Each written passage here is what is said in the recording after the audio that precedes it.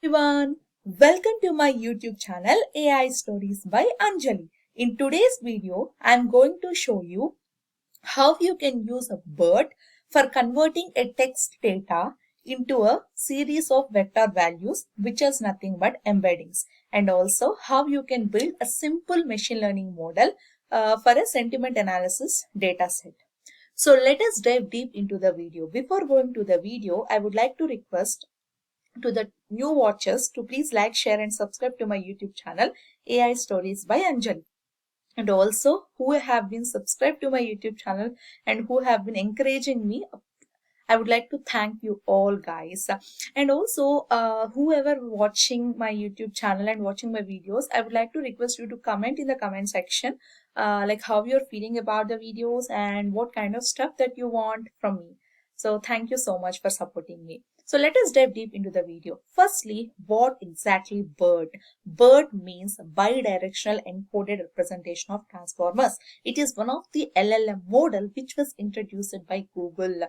So basically this BERT is a kind of large language model which helps you to build AI related products, etc. So already we have discussed how it has been trained and how many parameters are there in our theoretical videos. Those who haven't watched those videos, you can go and watch that. So now we will see the demonstration of the project.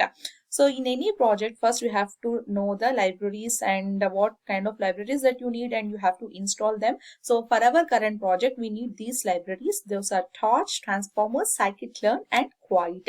So Torch and Transformers are useful whenever you're dealing with LLM kind of stuff, because these two are frameworks which contains all the required methods and all. So currently we are using that word and also dealing some stuff related to machine learning stuff. So that's why we are installing Torch, Transformers and Scikit-learn. And this S3S Quiet is a package which helps us to eliminate the unnecessary step and helps us to produce like to visible only the required stuff and all while displaying the output. So that's why we are using. And here I'm using pip install command. So whenever you are installing anything in respect to Python's kind of stuff, pip is a basic command that you will use. Of course, if you use any conda prompt for installing, then you have to use conda install -c type of command. Okay, so here I'm using the Jupyter Lab, so that's why I'm using this command, and then I'm just importing those and printing a done statement so that I can know after once it's got imported and all. So this is a way how you can import. So just use import statement and followed by the particular name, package name or library name, and then I'm just calling the method from our transformer library. So the model that we are using is a BERT based uncased. It is a model in BERT thing. So for example, in GPT you have text dimension, turbo 3.5 model, etc, etc, right? So similarly this is one model in BERT.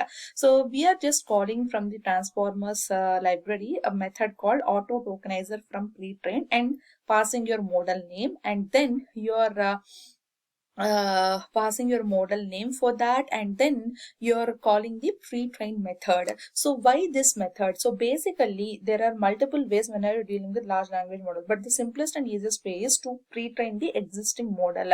So we are using this existing model called BERT based uncased, and you're passing your that particular thing to this function.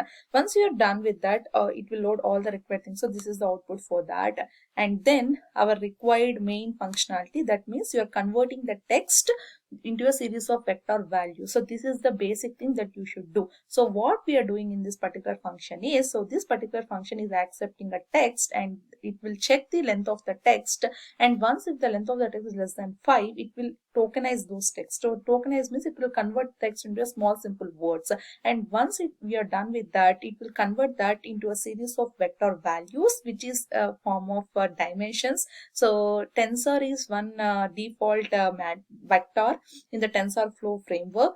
So it will have a series of vectors loaded into that, and then you're adding a dimension and you're finding the average of that and outputting a single vector value. So this is the whole kind of stuff that this particular thing is doing. So why you're taking 5 only? So this is the question that will arise in your mind. So basically, whenever you're dealing with any text data, how many tokens that you have, so based on your token count hit, it will have the cost or anything involved and the complexity lies. So I'm just taking for a simple way, let's to deal with less than 5, a small piece of thing, and then you have the functionality get proceeded. So this is the way that I implemented. Okay, so this is the function which will take this particular text and convert it into a series of vector values.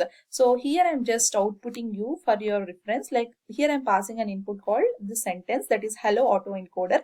This is a string of text and I want a vector back. So for this particular text sentence, this is a series of vector values, and our vector size, like total vector size, is 768. I'm just printing by using this len of br vector is our output, which is stored output variable. So I'm just showing you the length of our vector size, like vector, which is a series of vector values, which is coming from our function. Okay, so this is the thing, that how you can convert a particular text sentence into a series of vector values. And then I'm just calculating the cosine similarity between two sentences. So why cosine similarity? So basically, whenever you are asking some particular question or something, so in the knowledge base, the relevant type of sentences are just retrieving. So how it is retrieving? For example, what is the cost of some particular thing? So I told you boutique example, right? Suppose there is a question like, what is the cost of stitching this particular some top, etc., etc., some kind of thing. So whenever you're inputting this question, so already you have been feeding your bot with the data, with your own PDFs and all, etc. So the relevant answer should be get retrieved from the bot. So how it is retrieving? First, it will retrieve some sentences, the similar sentences what you fed. So that similar sentences, how it is finding, that is done with the help of this similarity distances. There are multiple ways that you can do for finding the distances between those sentences, you can use Manhattan distance, Euclidean distance, etc. But I'm using cosine. Why many people use cosine? Why? Because cosine is very good in terms of handling outliers. So that's why we are using cosine. Okay, that, and people will have questions like why, how cosine will handle outliers. So that is one separate topic. But the simple way that you can remember is cosine formula is adjacent side by hypotenuse. So it's one of the easy way to cancel or nullify the outliers. So that's why we are using the cosine distance. Okay, so if you observe here, so I'm using these two sentences. She eagerly accepted the job offer and with great enthusiasm she embraced the job opportunity. So these two are the sentences. So of course this is related to some job kind of stuff, etc. So there are two common words like job and job. So of course the distance, these two are some similar sentences. Whenever you ask any questions related to job, these sentences might get retrieved. So okay, so for showing you that, I'm just using this cosine similarity and outputting that. So in this way you'll get the output. So this is the vector value and this is the distance between those two. So whenever you ask any question, so it will calculate the distance between them, and the relevant, the smallest and the nearest sentences will get retrieved. And again, from those retrieved sentences, the LLM model will rank those documents and the appropriate response for your question will get retrieved in the chatbots kind of stuff, etc. That also we will see in our further videos. But now for simple, just make sure cosine distances are like any similarity distance is useful for for retrieving the similar sentences from our knowledge base. So this is what you should remember, okay, for your simple understanding. And then I'm having a data set called sentiment data. I told you, right, we are doing some sentiment analysis on sentiment type data set. So this is the data set. I'm just reading with the help of read_csv function in pandas library in Python. Here I'm using S3 location. You can have your own file downloaded into your local machine and you can take that, etc. And I'm using describe function for getting the statistical information about that. And then in my sentiment column, which is our target column, I have these three labels: positive, neutral, and negative. Of course, whenever you're dealing with categorical variables, it's very important to convert them into the numerical values. Okay, for that we are using label encoding, and there are many ways to do that. You can use one hot encoding, dummy encoding, etc. I'm using label encoding, and the primary thing that we have to do is we have to convert the text into a series of vector values. Okay, so for that you're calling your getBet vectors method, which we implemented earlier, and you're creating a new column in your existing data frame and keeping that as vectors as an heading, and you're converting this text into series of vector values and storing that values into this column. So now if you observe this, your data frame for this text, that is I need a break, PFF, work, success, etc., in the vector column you're having the vector value. So for I, this is the vector value, need this one, like that. Okay, and then you are using label encoder on your Y column, that is sentiment column, and converting them into labels. So see, here you have 1, 2, 1, 1, 0. So these are the labels for your three kind of things that you have in your Y column, that is positive, negative, and neutral. And then you're separating your X and Y, that is X is like your uh, input, and Y is your target variable. So your Y variable you are taking as sentiment, because sentiment is your target column, and all the remaining columns are like your input variables. Okay, that's you're taking in an X. And once you're done with that, you have to whenever you're giving your data set into a particular model, first the common way in machine learning is you have to divide that into training data and testing data. Training data is useful for training purpose, testing data is useful for validation purpose. Of course, there are three types like training, validation, and testing, that we will discuss in the machine learning introduction series and all. So now as of thing, just remember you can have training data and testing data. Training data, majority data you will get trained, that is 75%, and remaining 25% you will use for predicting your outputs. Okay, so I'm using train test split, which is a function in scikit-learn, which helps us to divide your data set into training data and testing data.